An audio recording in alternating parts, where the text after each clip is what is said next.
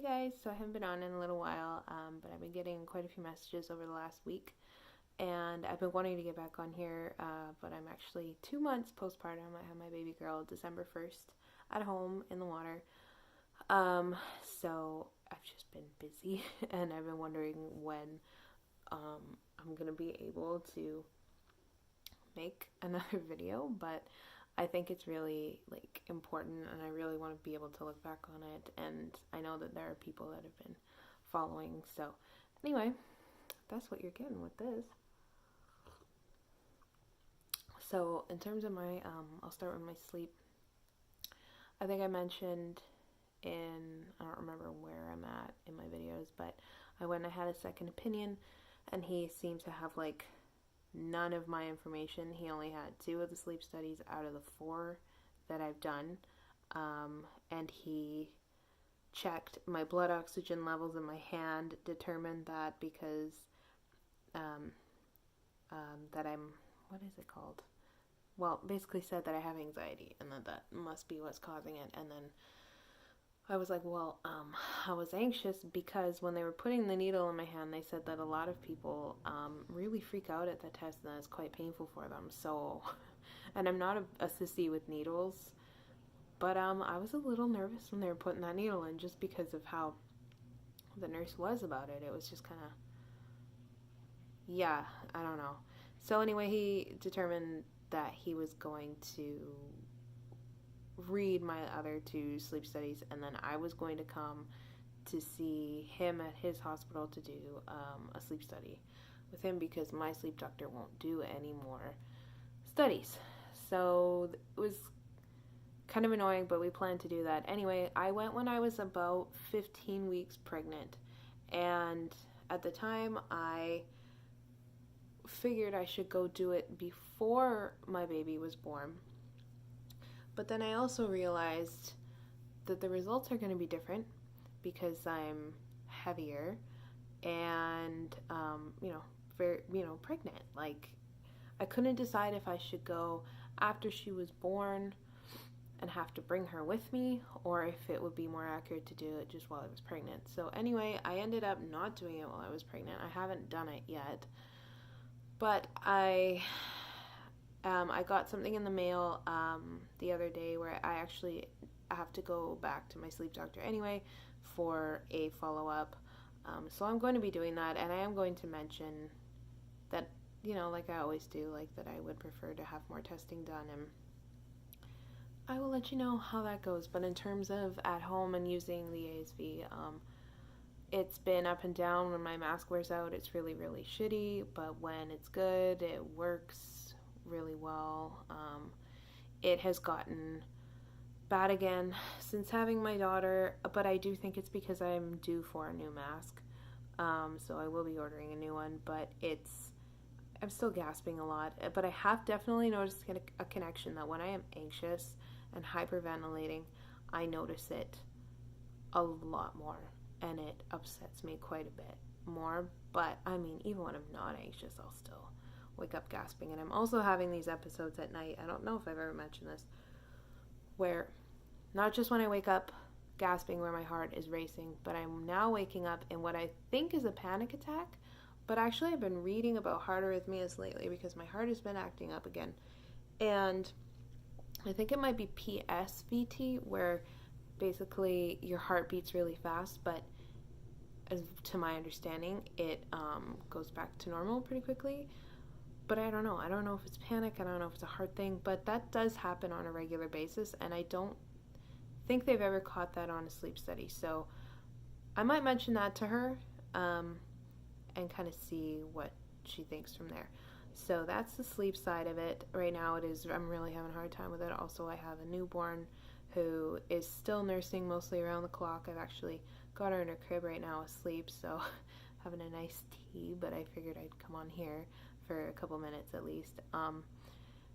So yeah, it's imperfect sleep. Anyway, my anxiety is kind of through the roof, just over my heart mostly. So I'll get into that. A couple days before I actually went into labor, I was sitting in bed and I was falling asleep without my mask, which I do sometimes because goddamn, like, I'm a fucking human being, and when you're tired and you're sitting down somewhere and you have sleep apnea, your eyes just close on their own. That's just the way it goes sometimes. And I was dozing off and I kept, like gasping awake. And I got up to pee. I went to like walk, like our bathroom is like right in our room. So I went to pee and I came and I sat down. And then it just felt like my heart was just like, it was like squeeze. And then a few seconds later, another squeeze. Like, if you have an ectopics or palpitations, you know what I'm talking about, where it just feels like your heart is being squeezed. And it just kind of kept happening, like not in a row. It was just over half an hour where I just had tons of these palpitations, and I don't get palpitations like that. And so, of course, I went online, and I think that was a whole different arrhythmia. I didn't feel dizzy or anything while it was happening. Or unwell, but it set off a massive panic attack for me. And then the next day I noticed that when I hyperventilate, I can feel like a fluttery sensation, I think is a palpitation, and now that's a new thing. So I ended up going to the hospital the next day because I was having the palpitations again, and they ran all the tests and nothing was low. I wasn't deficient in anything. Of course, the ECG was normal at the time, and the doctor that I saw, he said, it could be stress, it could be hormones, but like I already do have a heart arrhythmia, and I have a severe breathing disorder, and it can set off arrhythmias. And so I was, just kind of upset by that, but I just tried to get on with it. And then I had my baby a few days later. Labor and delivery went great. I didn't have any palpitations. My heart behaved the entire time, and I'm so happy it did, because her birth, not mine, but her birth was really healing in so many ways, and I will talk about that in another video, because I do want to share that for people that are interested. But after I had her, I lost a lot of blood, as I usually do after I have a baby. And I started to have palpitations again, and they disappeared for me for so long. But now they're back, and I'm having just those big, huge, what I would describe again as it feels like a hard squeeze. Just kind of takes your breath away and scares you for a split second. And I actually ended up having iron infusions after she was born. I had 2 of them. And I just got my blood results back today, and they I guess worked. My iron is in a good place. I think I might still be anemic, because there was another thing on there I still have to ask my doctor about. They didn't test my ferritin.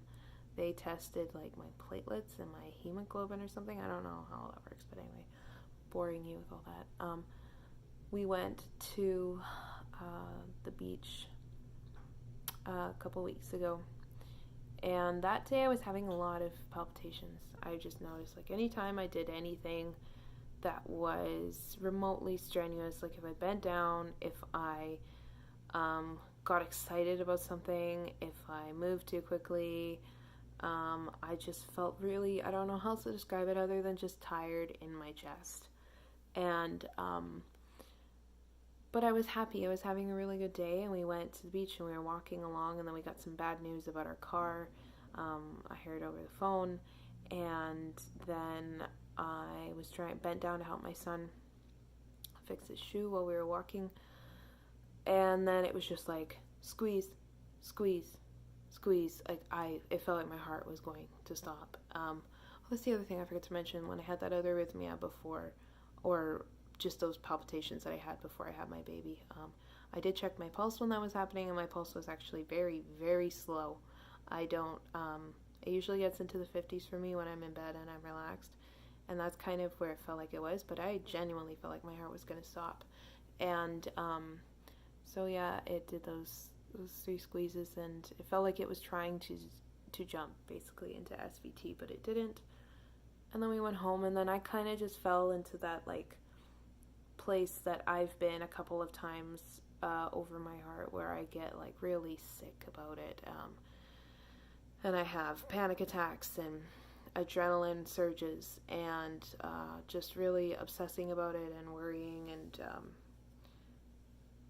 yeah, I went right back into that of being afraid to stand up and being afraid to move my body because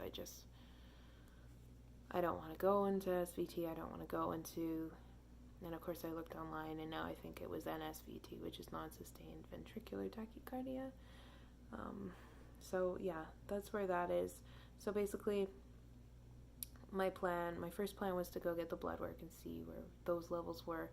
And now that I've had that checked out, I will be going to my doctor.